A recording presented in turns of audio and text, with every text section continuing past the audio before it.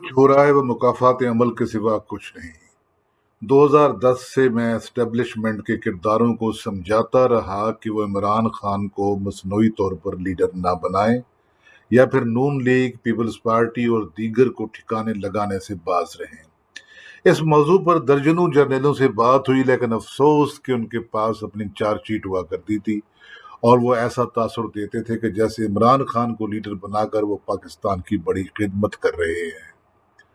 سیاست دانوں کو الگ سے سمجھاتے رہے کہ وہ پنگے نہ لیں، لیکن ان پر بھی کوئی اثر نہیں ہوا۔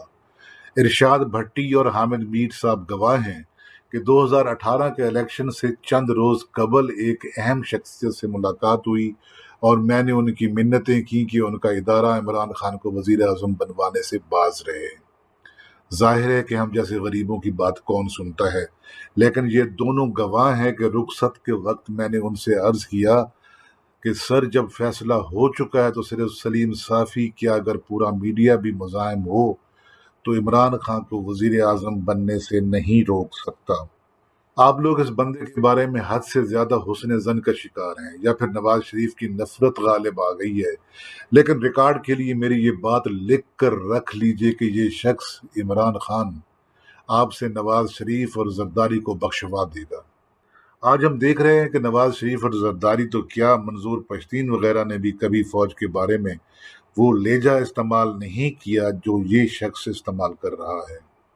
معیشت، سفارت اور معاشرت تباہ کرنے کے بعد اب یہ فوج کے ادارے کے پیچھے پڑ گیا ہے اور اسے اس لیے تنقید کا نشانہ نہیں بنا رہا کہ وہ نیوٹرل بن کر اپنے آئینی کردار تک محدود ہو جائے، بلکہ بلیک میلنگ کے ذریعے انہیں دوبارہ سیاسی کردار ادا کرنے اور اپنی سرپرستی کرنے پر مجبور کرنے کی کوشش کر رہا ہے۔ کاش اس وقت اسٹیبلشمنٹ نواز شریف اور بھٹو کی مثالوں سے سبق لیتی اور لیڈر یا وزیر اعظم بنوانے کا کام نہ کرتی، لیکن افسوس کہ ماضی سے سبق سیکھنے کی بجائے عمران خان کی صورت میں اس نے نیا تجربہ کرنا ضروری سمجھا، جس کا خمیازہ آج ملک کے ساتھ ساتھ وہ خود بھی بھگت رہی ہے۔ اللہ کرے اب اسٹیبلشمنٹ اس تجربے سے سبق سیکھے اور سیاست سے کنارہ کش ہو کر اپنے آپ کو خالص آئینی اور دفاعی کردار تک محدود کر لے۔ دوسری طرف عمران خان کے سامنے میاں نواز شریف کی تازہ ترین مثال موجود تھی۔ انہیں ان کے انجام سے سبق لے کر اسٹیبلشمنٹ کا مورا نہیں بننا چاہیے تھا، لیکن اقتدار تک رسائی کا جنون ان کے سر پر اس قدر سوار تھا کہ انہوں نے ایجنسیوں کے ہر حکم کے سامنے سر تسلیم خم کیا اور ان کے حکم پر ہر جائز اور ناجائز کام کرتے رہے۔ ایجنسیوں نے انہیں کہا کہ شاہ محمود، اسد عمر اور فلاں فلاں کو فلاں فلاں عہدے دو تو انہوں نے دے دیے۔ ایجنسیوں نے انہیں دھرنے کا کہا تو وہ اس کے لیے تیار ہوئے۔ پھر ایجنسیوں نے انہیں خاتمے کا حکم دیا تو وہ اس کے لیے بھی تیار ہوئے۔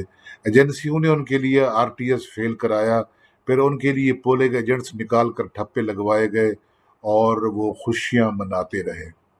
وزیر اعظم کی کرسی پر بیٹھنے کے بعد بھی انہوں نے اپنی حکومت آؤٹ سورس کر دی۔ مجھے اچھی طرح یاد ہے کہ جب PTM کی تحریک زوروں پر تھی تو ایک کرنل صاحب 4 پختون وفاقی وزراء جو ان دنوں بڑے 30 مارخاں بنے بیٹھے ہیں کو ہر صبح ہدایت دیتے کہ فلاں نے فلاں کام کرنا اور فلاں فلاں کے خلاف یہ کچھ بولنا ہے، اور عمران خان یہ تماشا دیکھ کر وزارت عظمیٰ انجوائے کرتے رہے۔ جب یوسف رضا گیلانی سینیٹر بنے اور عملاً عمران خان پر عدم اعتماد ہو گیا تو انہوں نے نیوٹرلز کی منتیں شروع کر دیں اور نتیجتاً ان کے لیے رات کو ان کی پارٹی کے ناراض MNAs کنٹینروں اور کمروں میں بند کر دیے گئے اور صبح ان کے حق میں ان سے جبراً ووٹ ڈلوائے گئے۔ لیکن آج عمران خان فریادیں کر رہے ہیں۔ یہ سبق ہے ان کے لیے اور دوسرے سیاستدانوں کے لیے کہ وہ اقتدار تک رسائی کے لیے اسٹیبلشمنٹ کے مورے نہ بنے۔ یہی معاملہ میڈیا کا رہا۔ اسٹیبلشمنٹ سے ربط ضبط رکھنے اور ریاست کے مفاد میں تعاون کرنے میں کوئی برائی نہیں، لیکن افسوس کہ ہمارے میڈیا کے بعض اداروں اور بعض اینکرز اور یوٹیوبرز نے مورا بننے کو ترجیح دی اور تاثر یہ دیتے رہے کہ وہ مخالف سیاستدانوں اور میڈیا کو لتاڑ کر بڑی بہادری کا مظاہرہ کر رہے ہیں۔ کچھ چینلز نے اربوں کمانے کے لیے اور کچھ میڈیا پرسنز نے راتوں رات نمبر 1 بننے کے لیے اس کے ہر حکم کو بلا سوچے سمجھے ماننے کو ترجیح دی۔ اس کے کہنے پر عمران خان کو ہیرو اور فرشتہ بنایا اور دوسرے سیاستدانوں کی کردار کشی کی۔ جینون میڈیا پرسنز اور آرگنائزیشنز کو غداری کے فتووں سے نوازا۔ حامد میر اور ابصار عالم کو گولیاں لگی تو انہوں نے ان کا مذاق اڑایا۔ میری، آسمہ شیرازی، طلعت حسین، نصرت جاوید اور متعدد دیگر صحافیوں کی کردار کشی ہوتی رہی، لیکن مذمت کی بجائے وہ ہم نوا بنے رہے۔ آج جب عمران خان نے اپنے کرتوتوں سے اسٹیبلشمنٹ کو پالیسی بدلنے پر مجبور کیا تو یہ لوگ کہیں کے نہیں رہے۔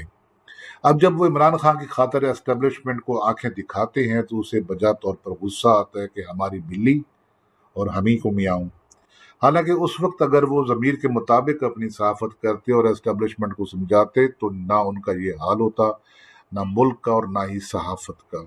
رشاد بھٹی اور میرے اداروں کی مینجمنٹ گواہ ہے کہ جب مجھے عمران خان کی حمایت پر مجبور کرنے کی کوششیں ہوئیں اور گھر پر حملے تک کروائے گئے تو میں نے اسٹیبلشمنٹ کے اعلی حکام سے کہا کہ میں مرنے کو ترجیح دوں گا، لیکن اپنے ضمیر کے خلاف کسی سیاستدان کی حمایت یا مخالفت نہیں کروں گا۔ بہرحال یہ مناسب وقت ہے کہ ہمارے صحافی عبرت پکڑیں، ربط ضبط برقرار رکھیں، لیکن کبھی آئین، اصول اور صحافتی اقدار کے خلاف کسی فرد یا ادارے کے ہاتھوں میں کھیلنے سے توبہ کر لیں۔ اگر ایسا ہوا تو صحافت کی عزت بھی بحال ہو جائے گی اور ملک کی بہتری بھی ہوگی۔ عدلیہ کا کام مذکورہ سب اداروں کو ان کے آئینی حقوق دلوانا اور سب کو آئینی حدود کے اندر رکھنا تھا، لیکن افسوس کہ یہاں بھی بعض ایسے کردار پیدا ہوئے جنہوں نے کسی کے کہنے پر عمران خان کے لیے وہ کچھ کیا جس کی آئین میں کوئی گنجائش نہیں تھی۔ دوسروں کے اشاروں پر جسٹس صدیقی کو انصاف نہ دلا سکے اور جسٹس قاضی فیض عیسیٰ سے بے انصافی کی، جس کا نتیجہ یہ نکلا کہ آج اس کے کردار کے حوالے سے سوال اٹھ رہے ہیں اور عمران خان ان کے ججز کو دھمکا رہا ہے۔ کاش اس صورتحال سے تمام ادارے سبق لیں اور آئندہ کے لیے اپنے آپ کو صرف آئین اور قانون کا تابع بنا لیں۔ سبق لیا تو سب کا وقار بھی بحال ہو جائے گا اور یہ ملک بھی جنت بن جائے گا، نہیں تو اس ملک کو تباہی سے صرف اللہ ہی بچا سکے گا۔